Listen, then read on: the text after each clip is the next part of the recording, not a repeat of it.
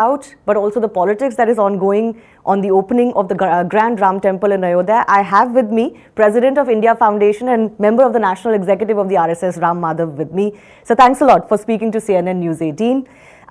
Because this has just happened, I have to begin by asking you this. Congress Chief Mallikarjun Kharge, former Congress President Sonia Gandhi and others were invited for this event, and they have announced a decision that they believe religion is a personal matter, and while they respect Lord Ram, they don't want to be part of this event because they feel this event has been politicized and it has turned out to be a BJP RSS event. How do you respond to that first up? So first of all, we all must remember that Congress has never accepted the Ram Mandir issue wholeheartedly, never accepted it.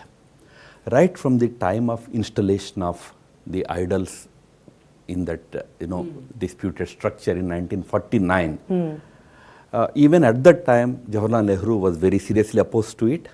That remained the pinned, this actual soul feeling of Congress. They never really wholeheartedly accepted Ram Mandir there. So I am not really very surprised by their deciding not to attend and all that today, because it was never their choice. So having said it, today they are blaming BJP and RSS of politicizing it. No, my point is, while they never wholeheartedly accepted the existence of Ram Mandir there, they always saw politics in it.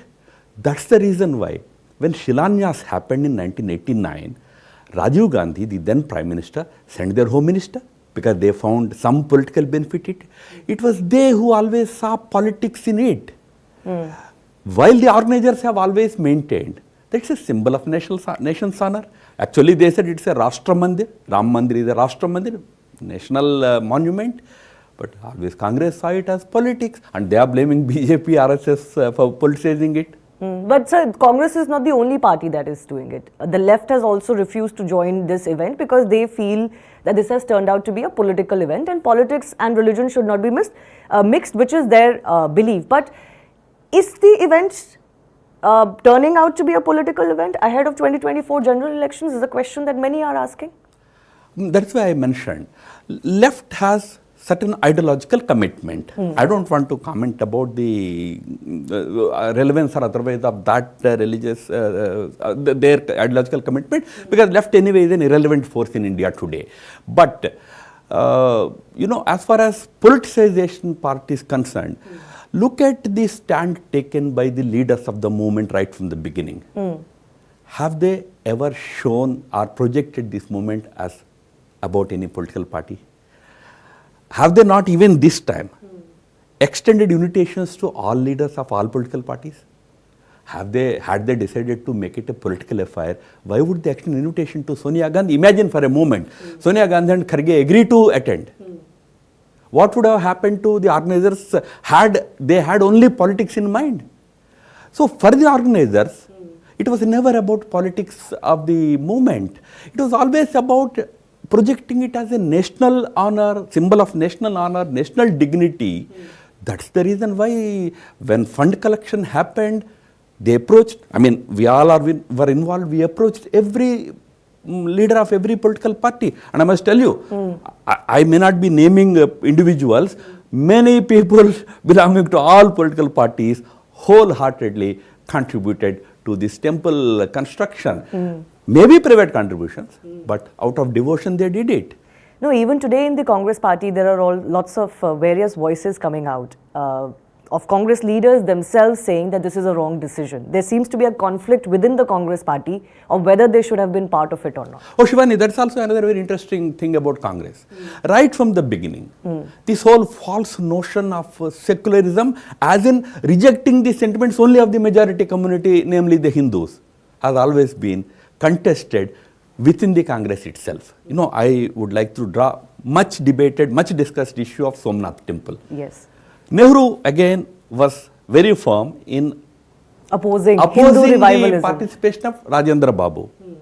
Rajendra Babu, the then President of India and a tall leader of the Congress, tells Nehru that no, this is the symbol of nations, an independent nation reasserting its cultural and spiritual identity. So that difference of opinion always existed. But Nehru Parivar dominated Congress and they continue to dominate Congress. But I won't be surprised. There will be some voices which are resenting this decision of the Congress. Do you feel the opposition is missing a trick? Because most of the opposition is either not attending or they're going to not attend. They're going to announce their decision soon. Are they missing a trick and actually making it a BJP RSS event by not attending it? Everybody could have participated in it. When the question of nation's honor or dignity is at stake, we always believed that we should stand together, united. That's why when 1971 war happened, if you recall, Indira Gandhi took that bold decision of helping Bangladesh. We stood by her. When Pakistan was creating a lot of nuisance at the United Nations Human Rights Organization, Atal Bihari Vajpayee, leader of opposition, went representing the then Congress government. Yes. On national issues, we thought there should be a consensus. But unfortunately, our opposition sees only politics on issues of national dignity, honor. And remember, this is not something that the government of the day is thrusting on the country. It was a product of a judgment delivered by the Supreme Court after decades of legal wrangle, decades of legal proceedings. So, to see it as some ruling party's event and rejecting it shows the opposition's utter political and narrow-minded outlook. But I think you've kind of touched upon the main issue here. Opposition parties either don't want to accept it or don't see it as an issue of national honor or pride.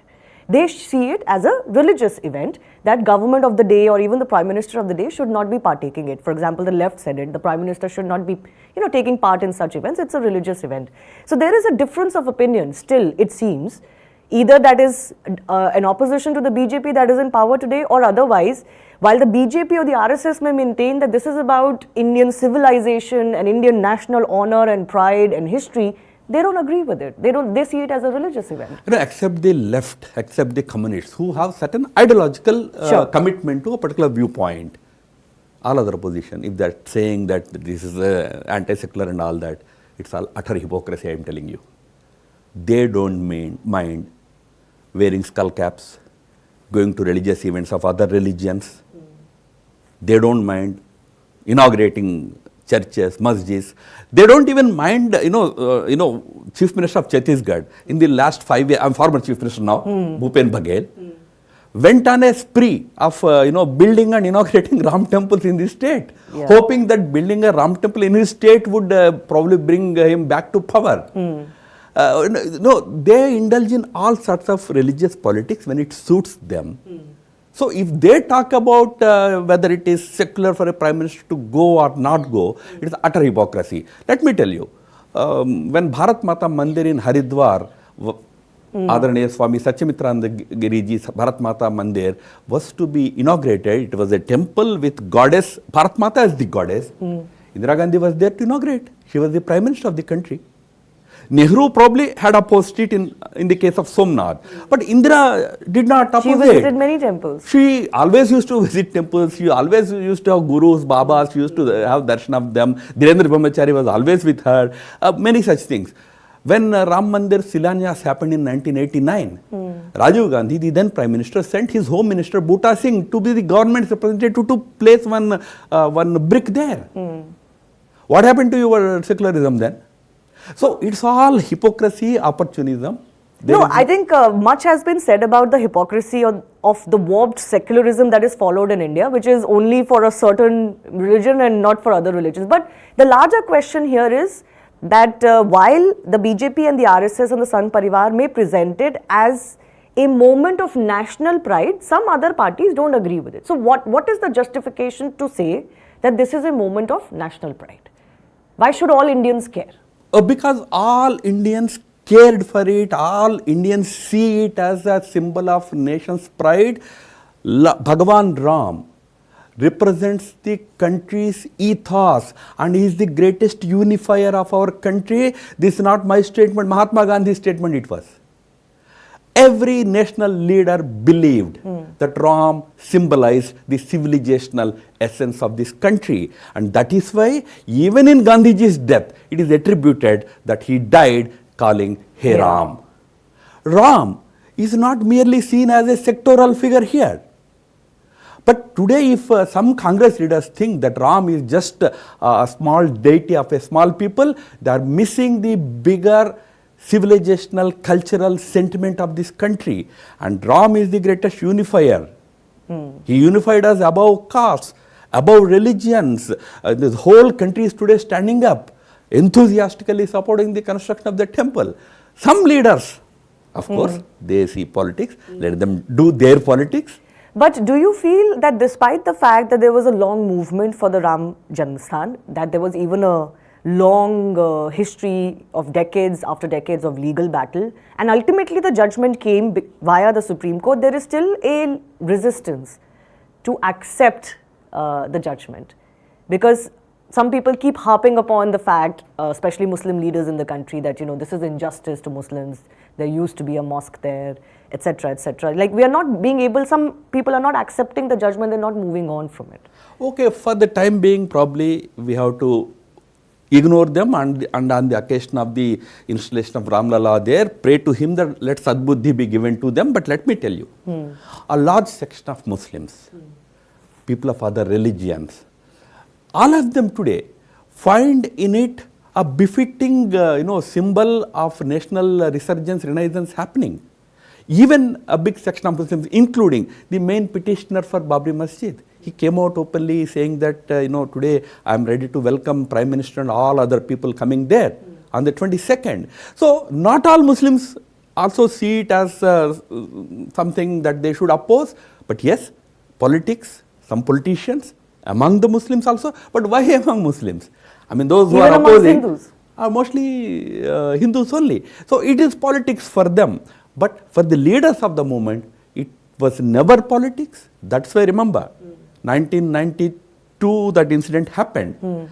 But the leaders of the movement waited for full almost 3 decades, full 26 years for the verdict to come.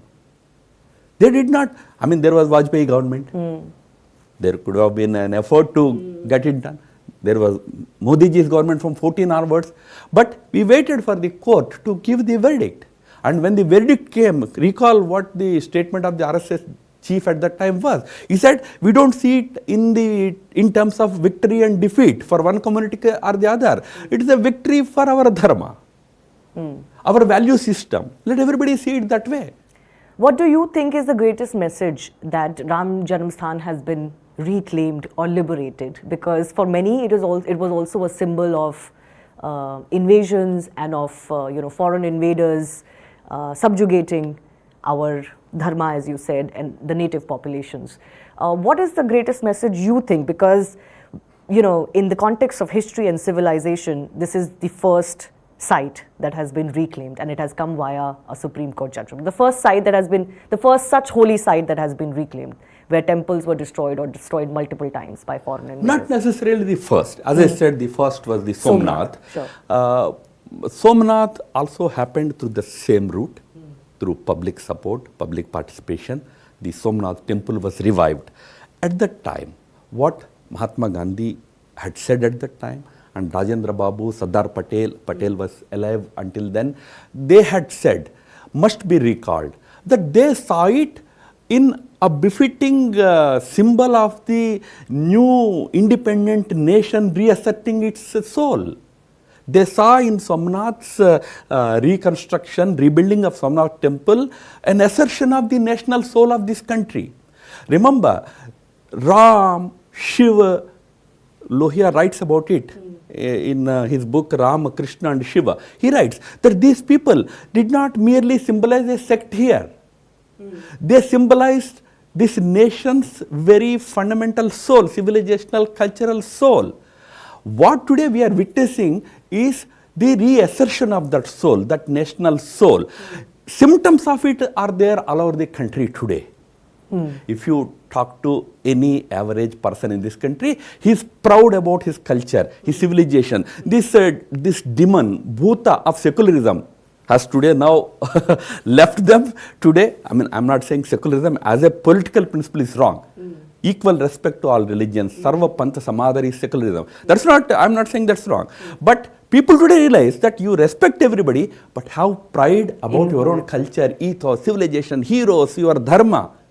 That is what is you witness across politics today. Everybody is today expressing that sentiment. Ram Temple will symbolize that sentiment. That's why I said it is going to be the greatest unifier of this country, because let me end by saying this. Swami Vivekananda had described this country in a very beautiful phrase. He called Dharma Prana Bharata. Bharat's soul is Dharma, that value system. And that value system is represented by people like Rama, Krishna. These are representatives of that value system. You know, you mentioned how Somnath was the first such site to be reclaimed, but it happened without any legal wrangles, etc. You know, we didn't have to go through much wait post-independence to see that reconstruction happen. Unfortunately, there were other sites like Ayodhya, Mathura and Kashi that didn't see the same kind of resolution come in or solution come in post-independence. So out of those sites, Ayodhya is the first one. It is coming via Supreme Court judgment. Why is this judgment and this reconstruction of Ram Temple important, you think, for Indian civilization and for, you know, Hindu Dharma, as you said? So, as a dharmic civilization, it has had its very important, significant symbols of its civilization, its culture and all. They include these three places largely.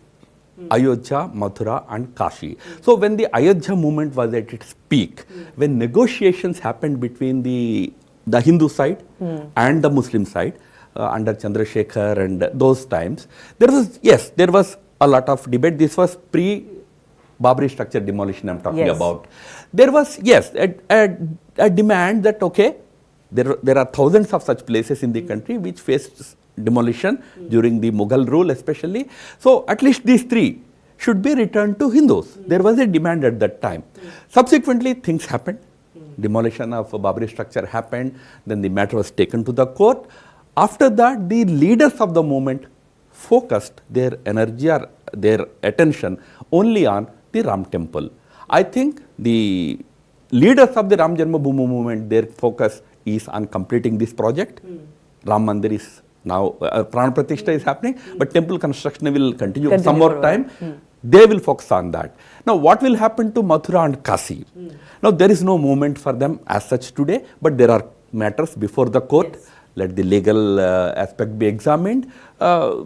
Let courts do their due diligence. We will see what happens. You're making a very important statement, because generally the public seems to believe, and there's been an apprehension that has been voiced by the minority community in India also, and some leaders, that, you know, where will this all end? Now, Ayodhya has happened, legal matters are ongoing for Kashi and Mathura. You're saying there is no movement for Kashi and Mathura?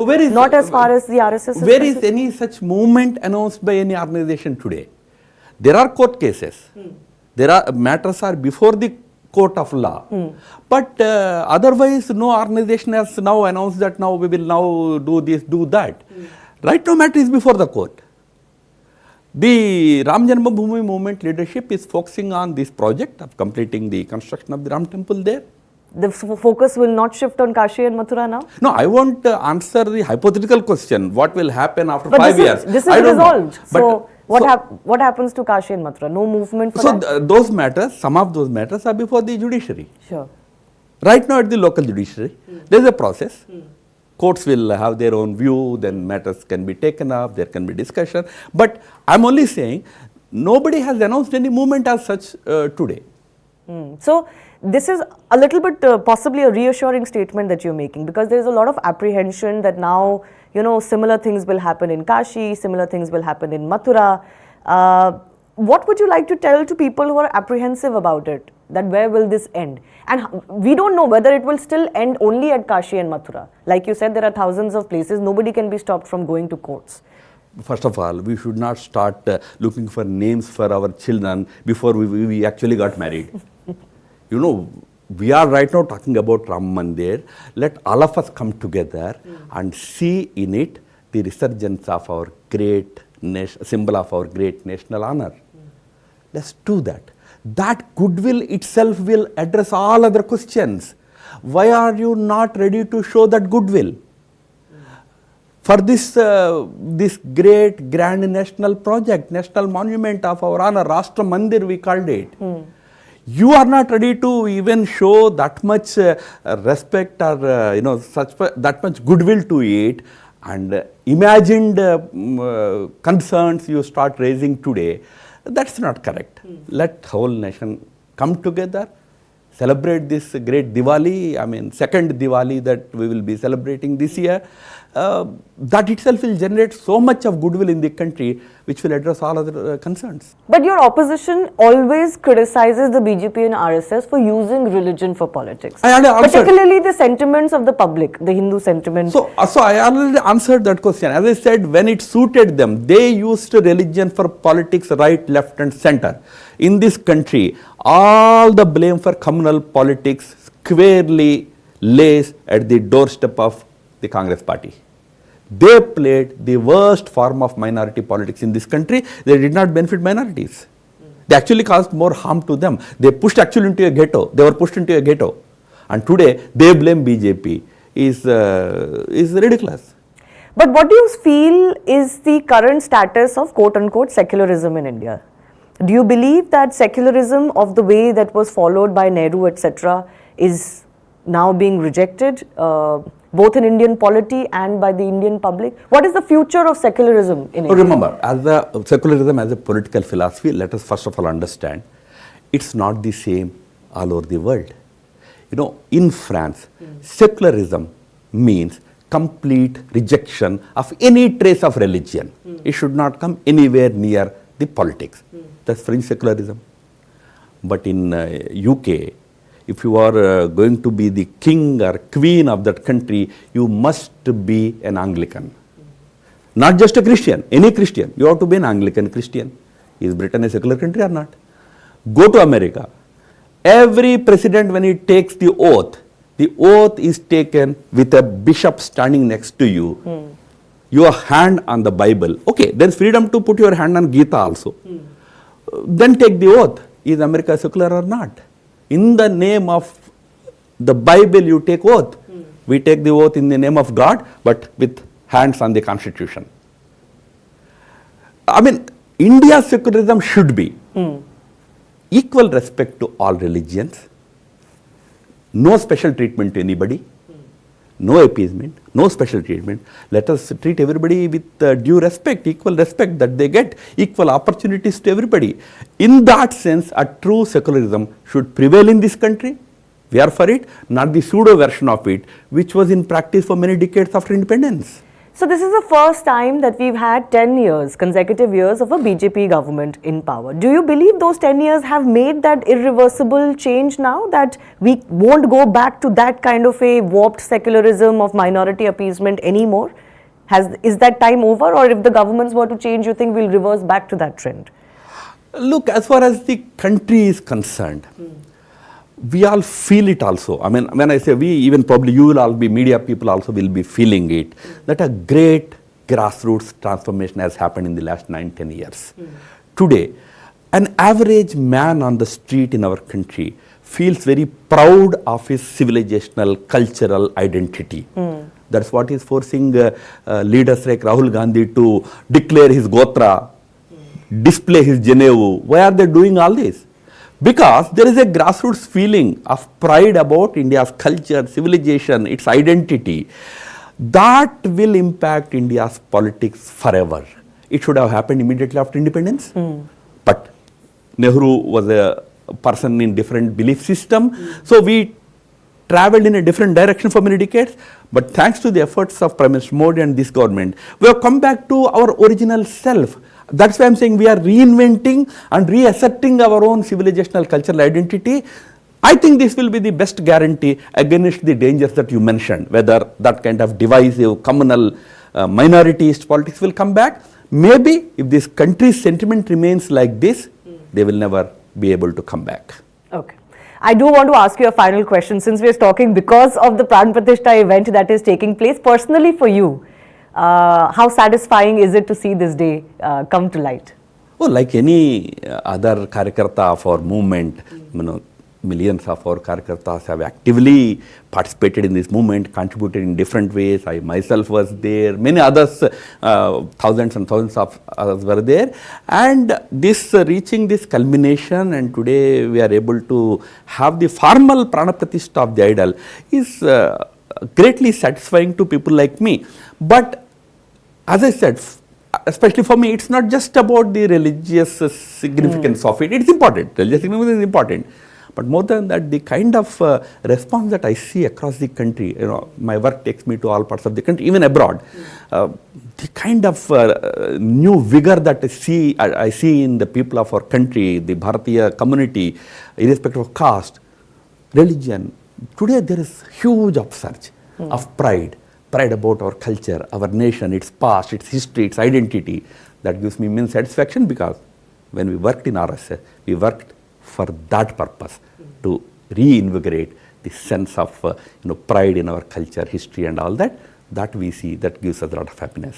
Well, it has been quite a tumultuous journey. It has been a movement which of course will be studied quite a bit as we go along in history, but the dream is finally realized. The Ram Temple is a reality in Ayodhya, and the Pran Pratishtha is going to be taking place on January 22. The Prime Minister is going to be there. Ram Madhav ji, thanks a lot for sparing your time and speaking to us. My pleasure. Thank you. Hello, Moto.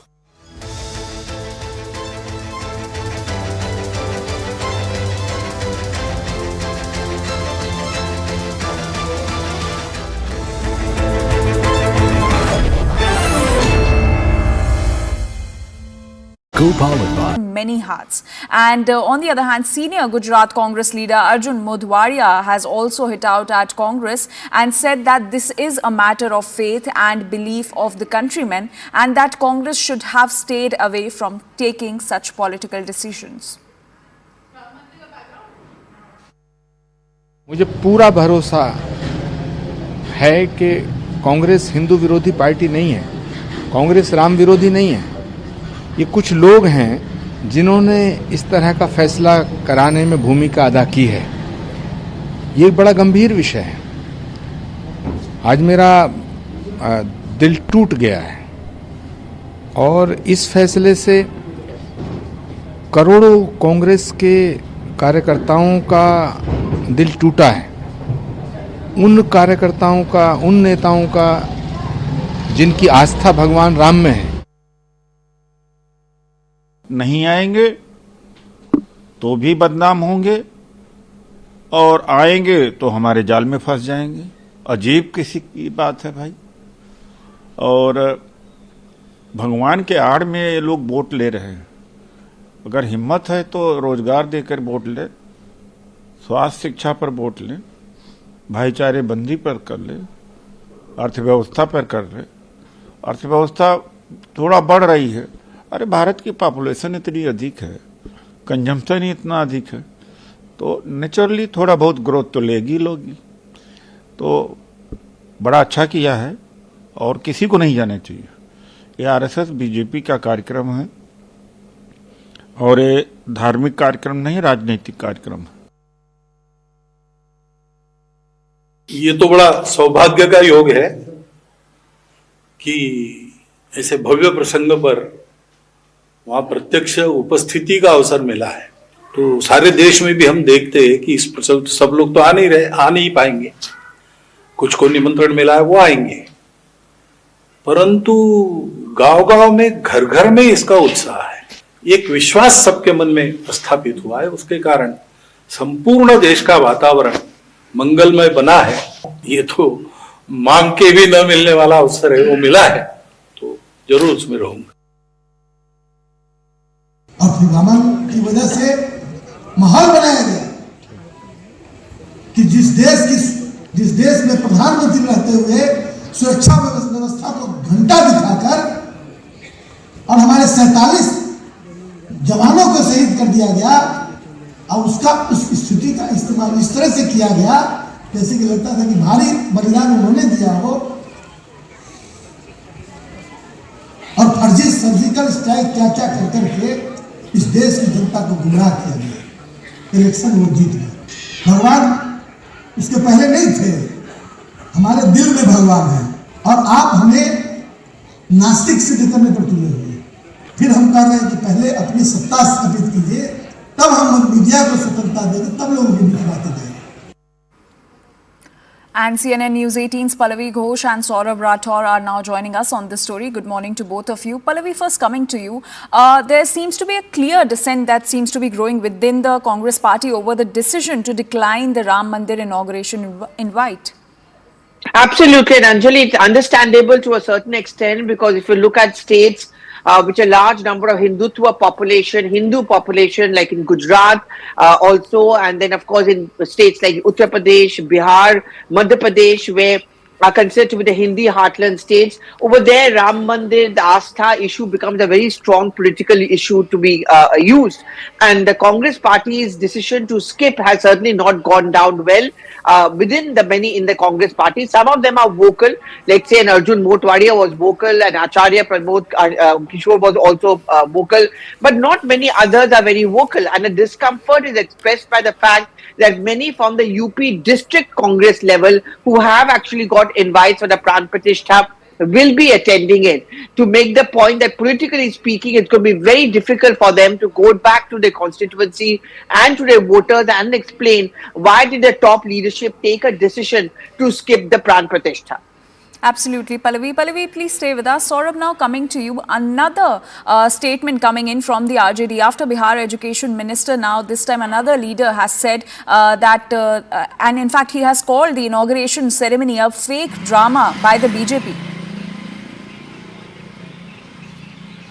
Not only one or two, Anjali, there are 5 leaders in a week, including Deputy Chief Minister Tejashwi Yadav. He first gave a statement saying that what was the need of the temple, there could have been, it would have been better if educational institute or a hospital was made over there, and there was no need to spend lakhs of crores of rupees building Ram Temple. And after that, the other leaders of his party, including Fateh Singh, he had put a poster saying that Ram Mandir is a path to mental slavery. And then many other leaders, Ajay Yadav, who is RJD MLA from Matri Gaya, he said that there could be a bomb blast because lakhs of people are attending the function. And after that, Education Minister Chandrasekhar, he also criticized and supported the poster of Fateh Bahadur, and he said that where will you go if you fell sick, and if you want to become a MLA or a IS officer,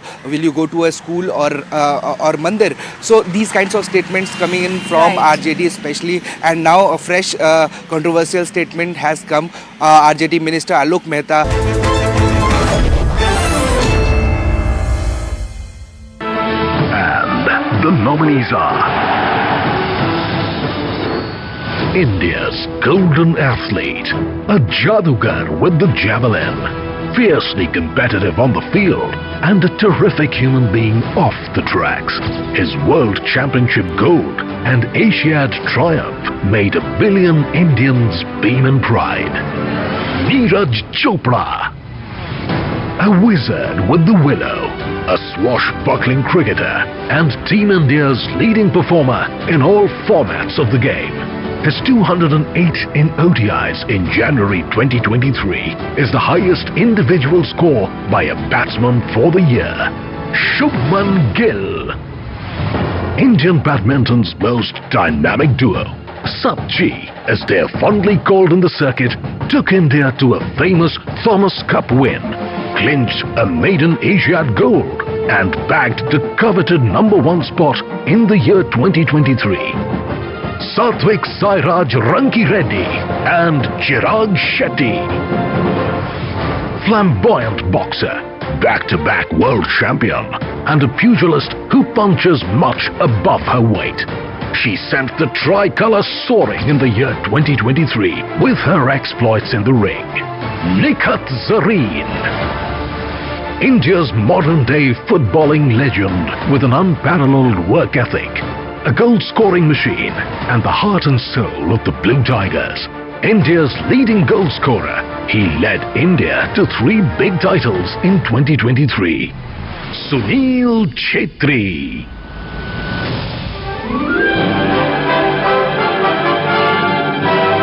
Incredible achievers, indeed a very tough tough one to decide, and may I now please invite the one and only Anju Bobby George on the stage, who's part of our esteemed jury.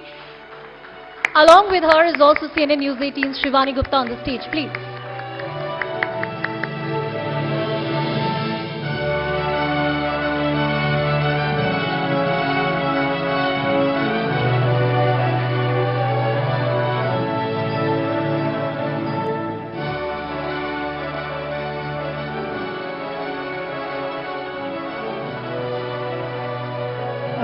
So the award goes to, any guess? Any guesses? Yes, it's Neeraj Chopra.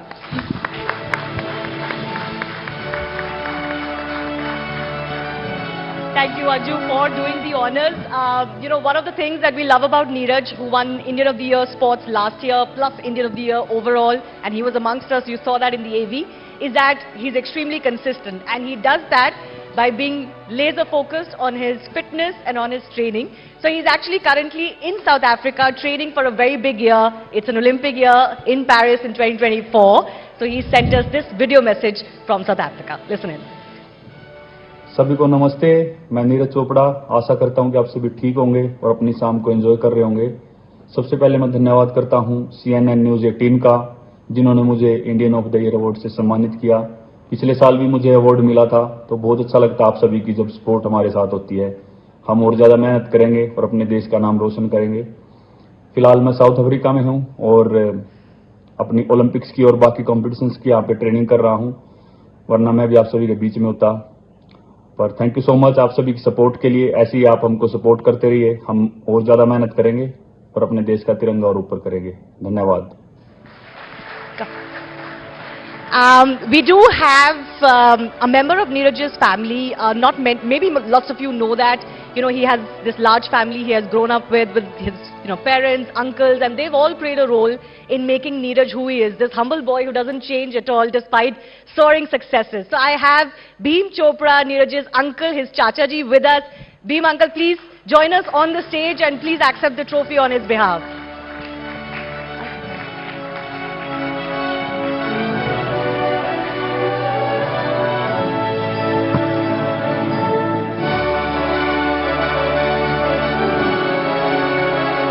A big round of applause, please, for Neeraj Chopra.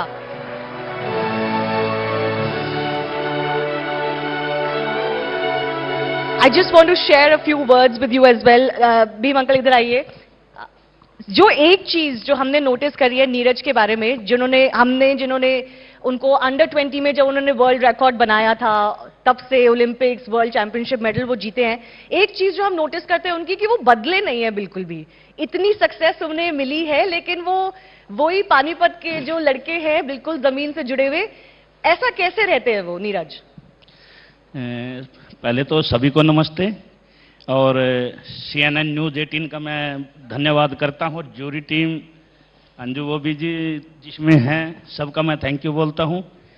और रही बात उसकी stable रहने की, एक जगह पर कैसे है, वो फैमिली से ही कुछ ऐसा लेके आया है। हम अपने बड़ों से लेकर आए थे, उसने हमारे से ले लिए। तो ये उसके संस्कार हैं और उसकी कड़ी मेहनत है, और उसने सफलता को अपने सर पे नहीं चढ़ने दिया। ये बहुत अच्छी बात है, उसके लिए भी, देश के लिए भी। जी बिल्कुल, he is a role model for everybody. बचपन में नीरज बहुत मोटे थे, इसलिए उनको नियर बाय कैंप में ले जाया गया स्टेडियम में, ताकि उनका थोड़ा सा वेट लूज हो जाए, और तब उनकी स्पोर्ट्स जर्नी शुरू हुई थी। तो थोड़ा से वो बचपन में कैसे थे उसके बारे में बताइए ना। बचपन में और बच्चों की तरह ही, जैसे थोड़ा हमारा ग्रामीण परिवेश है, घी दूध का घर में कोई कमी नहीं थी, तो खा खा के हो गया मोटा। उसके बाद फिर हमें लगा यार, फैमिली का स्पोर्ट्स का बैकग्राउंड तो था नहीं हमारा, पीछे कोई स्पोर्ट्स में था नहीं, तो धीरे धीरे हमें लगा कि भाई ये तो ऐसे तो खराब हो जाएगा। फिर उसको सारे भाई मिलकर बैठे, ज्वाइंट फैमिली हमारी, मैं आपको बता दूं 19 मेंबर है हमारे परिवार में। तो सभी ने बैठ के फैसला किया कि भाई इसको जिम ज्वाइन करवा देते हैं, कम से कम इसका बॉडी तो शेप में आएगी। तो उसको जिम ज्वाइन करवा दी। जिम ज्वाइन करवाने के बाद जो समय उसका बचता था, वो साथ में स्टेडियम था जिम के, वो वहाँ पर स्पेंड करना शुरू कर दिया। तो वहाँ पर उसके दोस्त बने, और वो मैं प्रभु की कृपा ही कहूँगा, जेवलिन वाले ही दोस्त बने। तो उन्होंने इसको जैवलिन पकड़ा दी, तो इसने पकड़ के आज तक छोड़ी नहीं है। Anju, last year, Neeraj Chopra was awarded because he won, of course, that historic Olympic gold. And since then, he's won the historic World Championship gold. Anju Bobby George, of course, is the only other Indian athlete to win a medal at the World Championships. How do you feel about Neeraj succeeding you?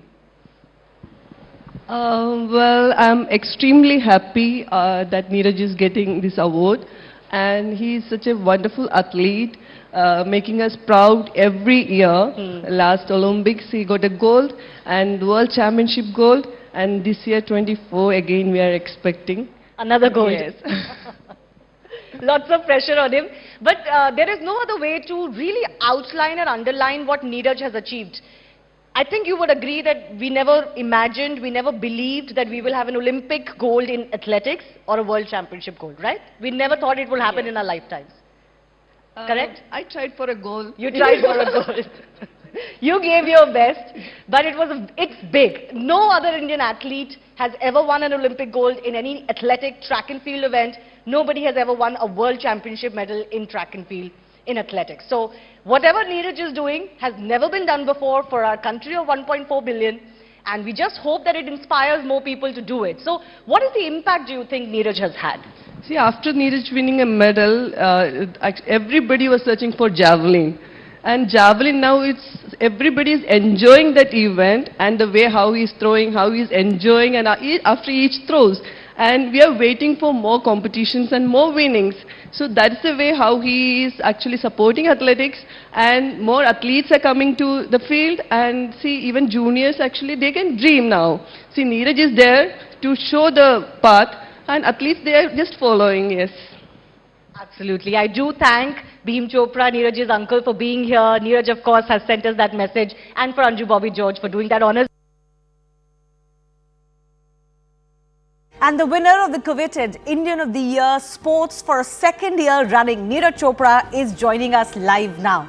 Neeraj, first of all, Olympics के बाद World Championship का जो medal आपने 2023 में जीता, वो बहुत एक स्पेशल मेडल था.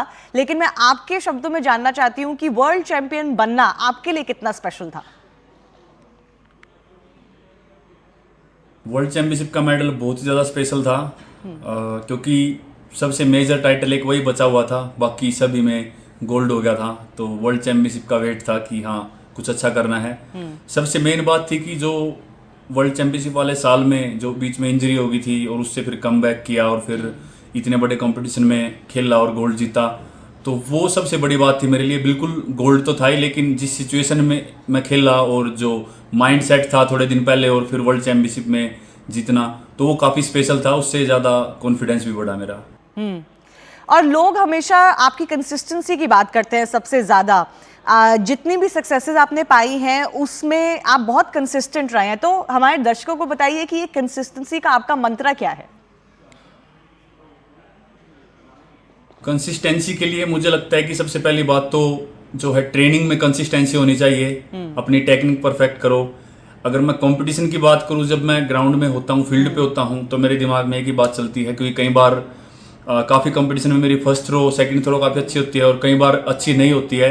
तो माइंड में एक ही बात चलती है कि चाहे लास्ट थ्रो तक कुछ भी हो जाए, मुझे अपनी थ्रो जो मैंने ऑलरेडी कर रखी है, मेरी पर्सनल बेस्ट है, उसके आसपास मुझे थ्रो करनी है किसी भी हालत में. तो वो बिलीव खुद के ऊपर होता है, और वो जब तक लास्ट थ्रो नहीं आ जाती, वो खुद पे चाहे कैसा भी मेरा कैसी भी तैयारी है या कैसी बॉडी चल रही है, लेकिन फिर भी माइंड काफ़ी पॉजिटिव होता है, खुद के ऊपर ट्रस्ट होता है कि नहीं कर लूँगा लास्ट तक. एशियन गेम्स में आप जीते, ऑफिशिएटिंग ट्रबल्स आपको झेलना पड़ा, लेकिन फिर भी आप जीते, गोल्ड मेडल. किशोर जैना भी फेस किए थे इश्यूज, आपने एक दूसरे को सपोर्ट किया था. कितना स्पेशल था, क्योंकि भारत के लिए 1-2 फिनिश रहा था एशियन गेम्स में अब की बार? बिल्कुल, वो बहुत ही ज़्यादा स्पेशल मोमेंट था, क्योंकि ऐसे फर्स्ट टाइम हुआ है कि कब इतने बड़े गेम्स में पहली बार ऐसे कोई इंडियन मेरे साथ पोडियम पे खड़ा था. तो बहुत ही मज़ा आया वो देख के. और सबसे ज़्यादा खुशी की बात ये थी कि थ्रो भी काफ़ी अच्छी लगाई थी जैना ने, और पेरिस के लिए क्वालिफाई किया. तो 2 थ्रो पर्सनल बेस्ट की उस दिन उसने, तो वो बहुत ही अच्छी बात थी. और बिल्कुल यही आशा करता हूँ कि आने वाले टाइम में 2 की जगह हम 3 इंडियन पोडियम पे खड़े हों. और जेवलिन ऑलरेडी वर्ल्ड को पता लगेगा है कि इंडिया काफी अच्छा कर रहा है, लेकिन हम चाहते हैं कि और अच्छा पावर हाउस बने जेवलिन इंडिया में। जी, अब 2024 में आपके सामने बहुत बड़ा चैलेंज है। किसी भी टाइटल को डिफेंड करना बहुत मुश्किल होता है, तो आप पेरिस ओलंपिक्स में आपके ऊपर दबाव होगा कि आप अपना गोल्ड मेडल डिफेंड करें, दोबारा गोल्ड मेडल जीतें। कितने कॉन्फिडेंट हैं आप? बिल्कुल, ओलंपिक जैसे गेम की बात करें तो अपना टाइटल डिफेंड करना बहुत ही बड़ी बात होती है और बहुत ही मेंटली फिजिकली बहुत टफ होके जाना पड़ता है। कॉन्फिडेंस की बात करें तो फिलहाल अभी ट्रेनिंग चल रही है और मेरा फोकस यही रहेगा कि ट्रेनिंग पे जितना ज़्यादा कंसंट्रेट कर सकें और ट्रेनिंग में जितने ज़्यादा कॉन्फिडेंट हो सके वो मैं कोशिश करूँगा, क्योंकि अभी से पहले मैं कोई ऐसे सोच के नहीं जाऊँगा कि मुझे पेरिस ओलंपिक्स में ये करना है। वो धीरे धीरे करके बिल्डअप होता रहेगा। सबसे बड़ा मेरा जो टारगेट है अभी अपने फिटनेस लेवल को अच्छा करना, अपनी टेक्निक अच्छी करना। पिछले कुछ सालों से जो थोड़ी बहुत कमी लगती है स्ट्रेंथ में या फ्लेक्सिबिलिटी में या टेक्निक में, उन चीज़ों पे काम करना है। जो भी चीज़ें कमज़ोर थी उनको और ज़्यादा स्ट्रॉन्ग करना है। तो सबसे बड़ा फोकस ये है। और ओलंपिक से पहले मेरा टारगेट ये है कि मैं जो बाकी के कॉम्पिटिशन्स में पार्ट लूँगा, कुछ में डायमंड लीग्स या कॉन्टिनेंटल टूर गोल्ड में, उनमें अच्छी परफॉर्मेंस दूँ ताकि एक कॉन्फिडेंस और ज़्यादा बढ़े और ओलंपिक तक मैं अच्छा रेडी हो सकूँ फिजिकली और mentally. Well, we wish you all the best. Congratulations once again to Neeraj Chopra for winning Indian of the Year Sports for a second year running. With that, let's also turn our attention to the other winner of this category, and that was the Rising Sports Star, the new category introduced this time around, and the winner of that was none other than R. Pragyananda, who made it to the World Cup chess final, and with that qualified for the candidates. The last Indian to do so, to make it into the Chess World Cup final and play in the candidates, Vishwanathan Anand was on hand to give him that award.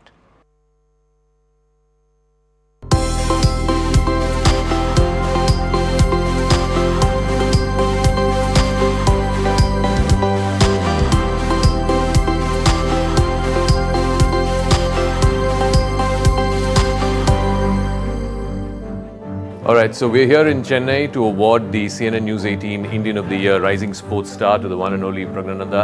And I'm very glad that Vishwanathan Anand, who's a former winner of this award, has agreed to do the honors. So how does it feel, Vishy, that your protege is winning the same award that you won, I think, about 10 years ago? Yes, in fact, it's just in the other room, so. Okay. So it must be particularly satisfying that, you know, you won it, I think, in 2012, and now 10 years later, your protege is winning this yes, it's very nice. You really feel that the tradition is being carried on, and that Prag is doing it. Really feels like a baton being passed. So yes, I'm very happy about that.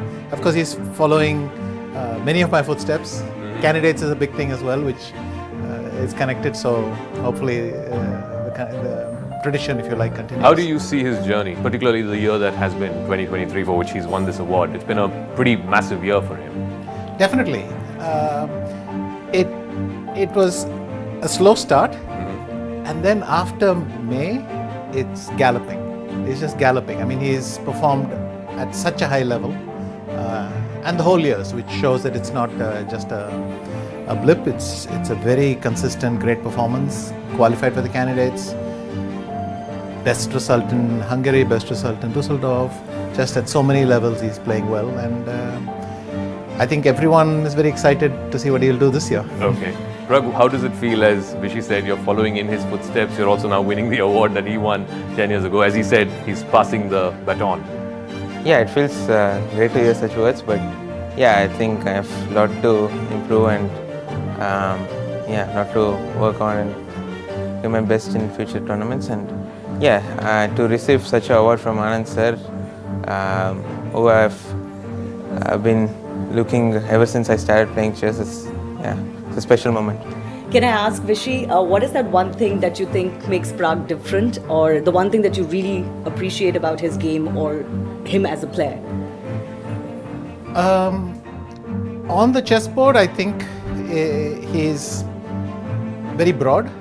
He's not focusing only on one or two strengths. He works very hard, but it comes back to the other quality, which is dedication. He puts in very, very long hours. I mean, it's nice to say the second year was great, but it's based on a lot of midnight oil and all that. He's a very, very sincere hard worker. He respects the game of chess, which means that he's in his traditions. He understands that knowledge has to come in a certain way. You study it, you learn. The respect for the art is his other quality. And what else? Very strong family bond. Yes. It's not, you don't have to have a grandmaster sister, but that's a bonus. But his family and they go with him everywhere. His mother's always traveling, so family support system, just so many building blocks of, I think, a great career ahead. All right, Rishi, may I request you to hand over the CNN News 18 Indian of the Year Rising Sports Star to Pragnanand.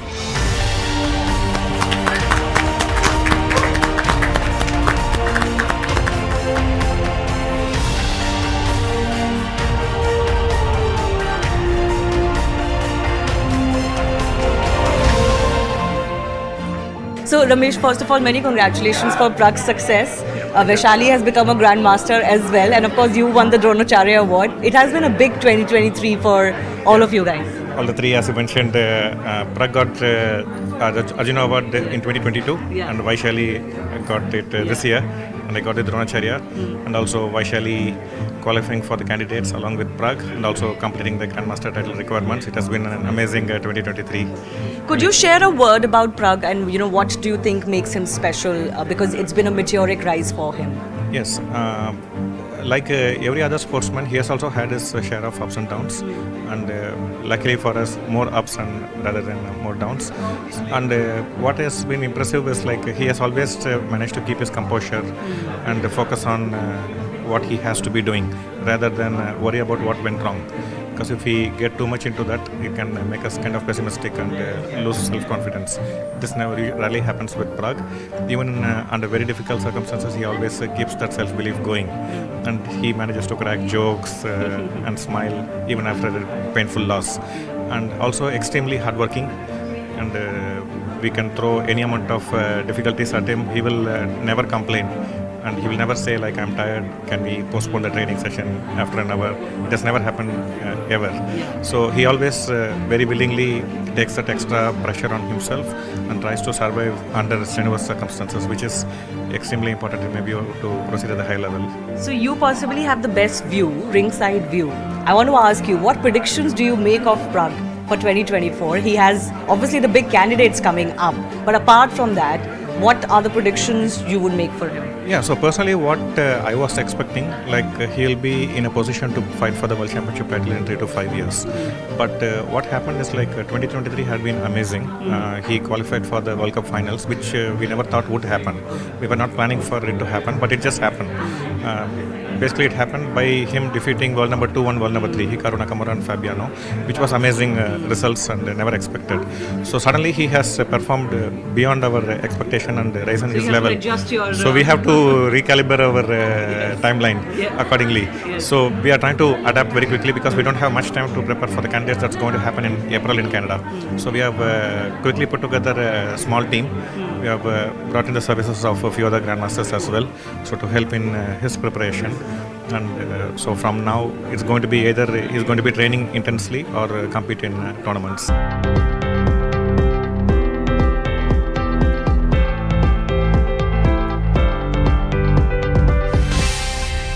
So the whole world is talking about, your mother quite a bit. And the care that she takes, and she's quite a sensation on the chess circuit. So how does she feel about that? Quite a lot. எல்லாரும் இது பேசுறது எப்படி இருக்கு? என்ன பத்தி பேசுறது? எனக்கு ரொம்ப ஹாப்பியா இருக்கு.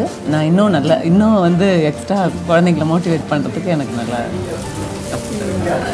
It's very happy for her, but she's saying she's putting more efforts to take care of us. Okay. And what are your hopes from both Prag and Vaishali? Both are grandmasters, and of course, Vaishali is doing very well as well. What are your hopes from both of you? இப்போ என்ன எதிர்பார்த்து இந்த இயரும் நல்லா பண்ணுவாங்கன்ற நம்பிக்கை இருக்கு எனக்கு. She's hoping for another good year. Okay. Thank you. Prag, you want to add a word about your support, the support your mother gives you on tours, on events? Yeah, the family support is crucial, I think, in any field. And I think for me, I've got the best support possible, and they're very supportive. My mother travels with me to most of the events, and yeah, as she mentioned, she takes care of everything except chess, so I can just focus on the game. And my sister, yeah, she supports me. We can discuss game anytime, so that's kind of a bonus for both of us. And yeah, my dad also is very supportive. I couldn't join today, but he's also very supportive and takes care of everything. Basically, for both of us, just about chess, and we don't have to worry about anything else. You basically, get home cooked food when you're traveling, which is a big bonus. Yeah, it is. So what do you like to eat? What does she make for you? Rasam, I heard. Yeah, just rice and sambar, South Indian food. Pragananda, tell me, you've had a big year, massive year in 2023. What was the biggest learning of the year gone by? I think, the start of the year is not great for me. Started well in the first half of week, but then collapsed in the second half.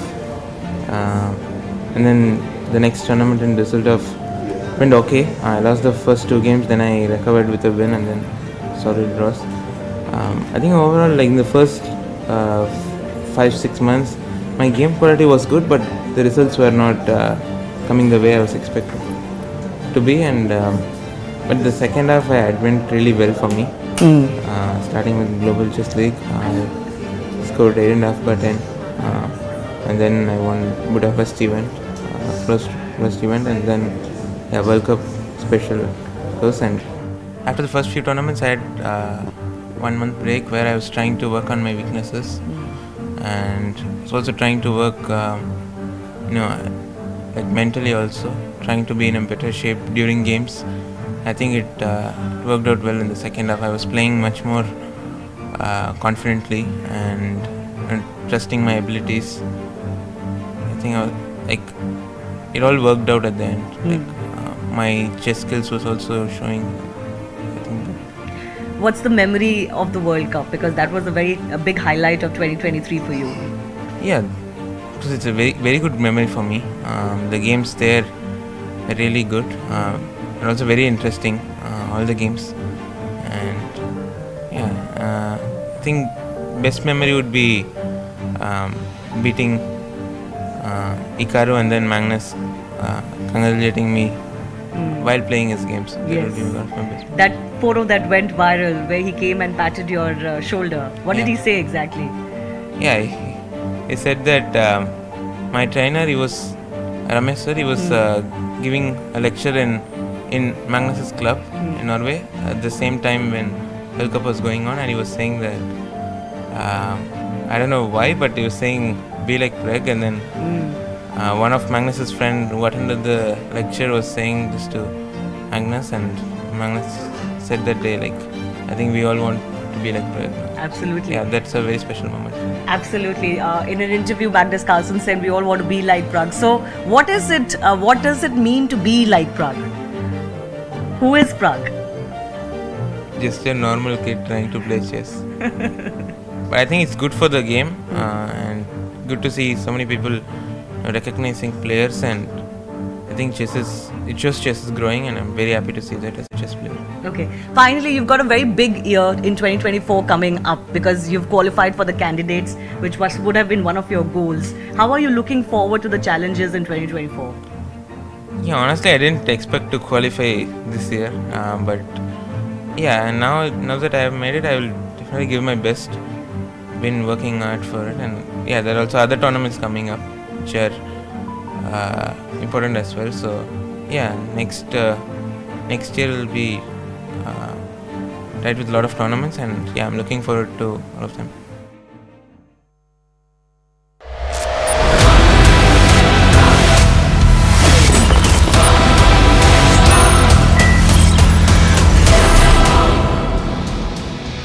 Viewers, as we know, the Congress party has decided to boycott the much looking forward to Pran Pratishtha ceremony on January 22nd.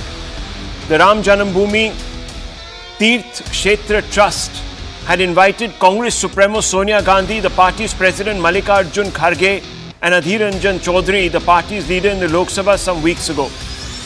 After long deliberations, the party has declined the invitation.